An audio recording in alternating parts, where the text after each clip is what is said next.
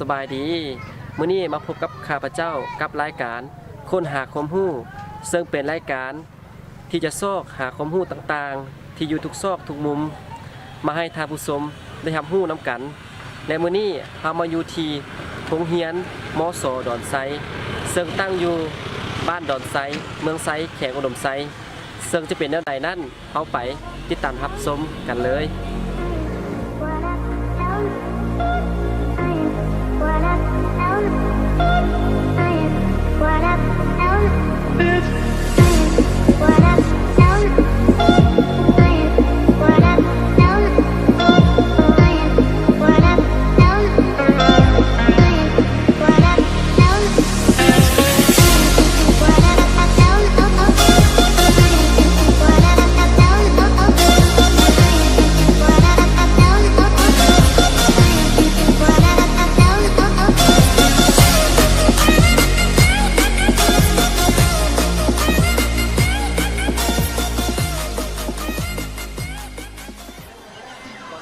ที่เขาจะไปพบกับน้องๆนั้นทำมาสัมภาษณ์ทางอเมริกันโรงเรียนกันก่อนครับที่เขาก่อนจะ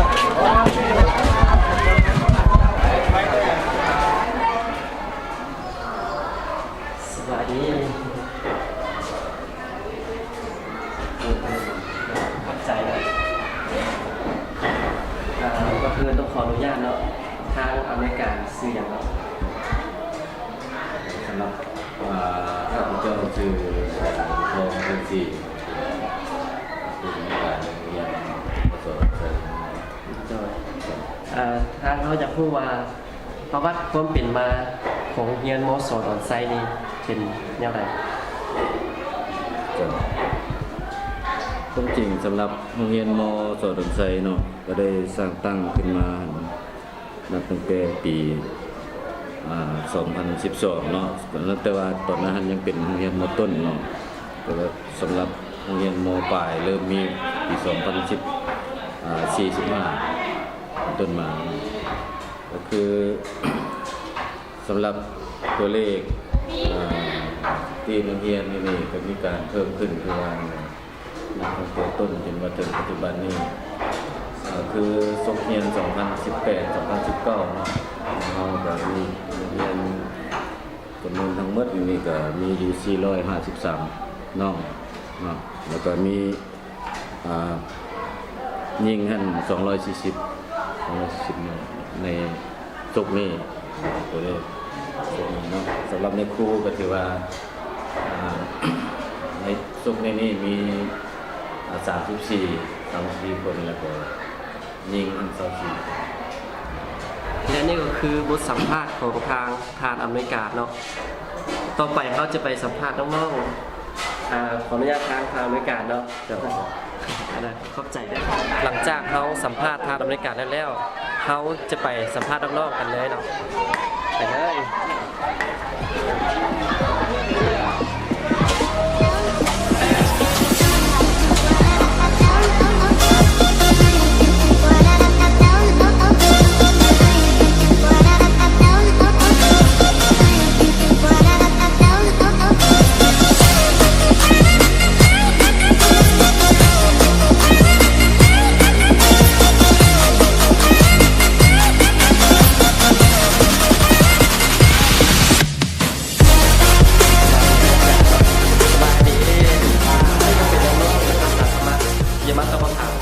ก่อนอื่นมัด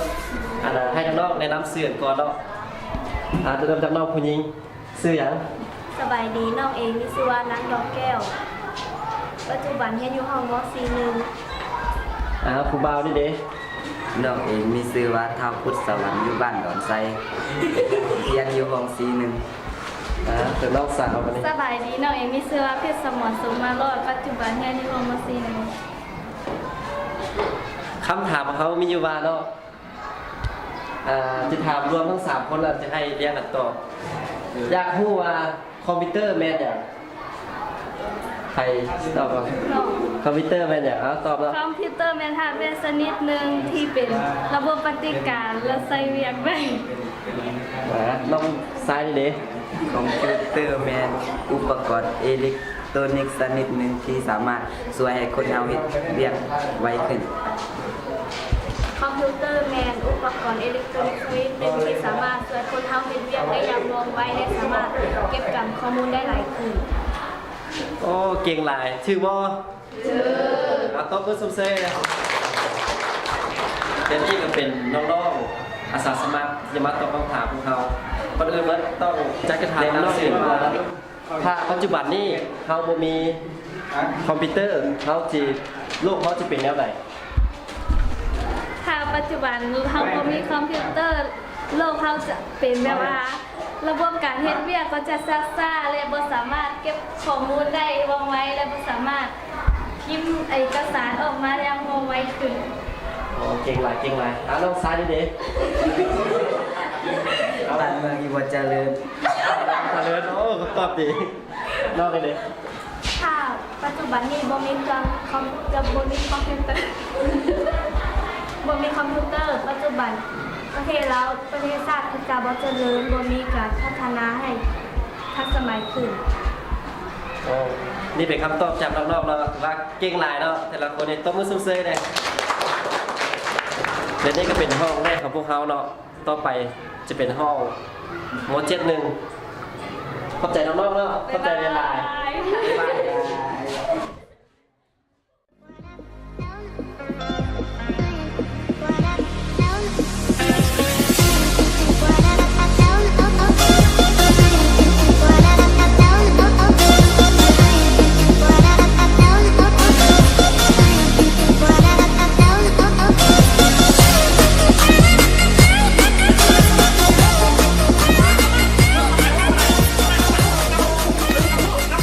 ก่อนที่จะไปหาคำถามนักเรียน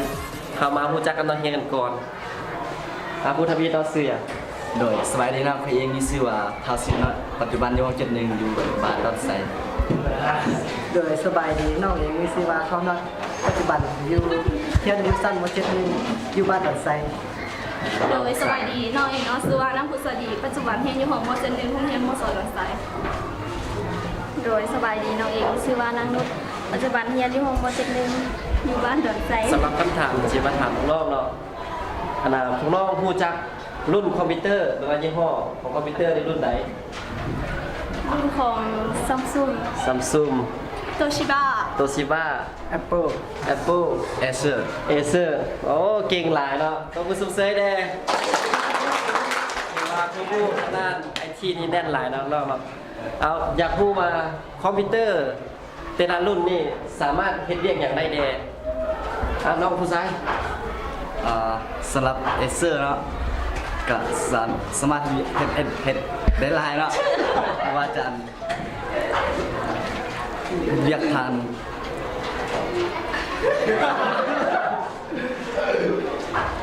Excel เนาะ Excel Word PowerPoint มันละบ่แต่ว่าลูกเอาเลยเขาจะไปห้องต่อไปกันเลย ขอบใจท่านอาจารย์ด้วยนะเฮียเนาะ ขอบใจหลายบ๊ายบาย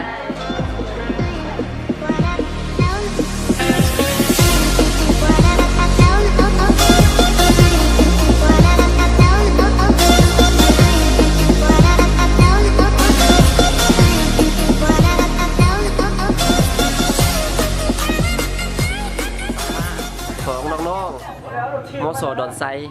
ที่กำลังเรียนอยู่ เกี่ยวกับหัวข้อไอทีว่าคอมพิวเตอร์สามารถเห็นอย่างไรแด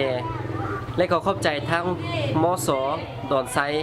ที่เอื้อเฟื้อสถานที่ถ่ายทำรายการค้นหาความรู้ของพวกเราและสิ่งที่ขาดบ่ได้ก็คือผู้ใหญ่ใจดี BN ศูนย์พัฒนาคอมพิวเตอร์ และทานสามารถติดตามรายการค้นหาความรู้ที่แฟนเพจ Facebook BN ศูนย์พัฒนาคอมพิวเตอร์ ซึ่งในอาทิตย์หน้านั้นเขาสิไปโรงเรียนใดสามารถติดตามและรุ่นไปพร้อมๆกันเลย ขอขอบใจ